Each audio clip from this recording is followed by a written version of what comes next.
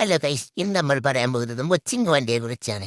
പഴയ കാലങ്ങളിൽ കുട്ടികൾ കളിക്കാൻ ഉപയോഗിച്ചുകൊണ്ടിരുന്ന ഒരു വണ്ടിയാണിത്. ഇതിപ്പോ എങ്ങനെ ഓട്ടുന്ന ഇങ്ങനെ ടെക്നോളജി അറിയില്ല. കാരണം നമുക്ക് പറ്റുന്ന പോലെയൊക്കെ നമുക്ക് ഉരുട്ടി നോക്കാം. ഇങ്ങനെ പൊക്കിക്കൊണ്ടായാൽ മതിയാവോ?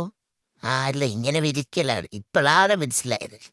ഹായ് ഹായ് ഹിയമ, ഇതാരും എനിക്കും മൊച്ചിങ് വണ്ടിയുണ്ട് ഗൈസ്, നോക്കിക്കോളൂ. ആ തടസ്സങ്ങളൊക്കെ ഉണ്ടാകുമ്പോൾ നമ്മൾ പൊക്കി കൊടുക്കുക, വണ്ടി പൊക്കി പിടിച്ചു വെക്കുക. ഹമ്പും ബ്ലോക്കൊക്കെ ഉണ്ടാകുമ്പോൾ നമ്മൾ പൊക്കി ഒന്നിങ്ങോട്ട് വാവണ്ടേ. എന്താ സ്പീഡ് കുറഞ്ഞാ? അങ്ങനെ നമ്മുടെ കളിസ്ഥലത്തെത്തിച്ചേനെ.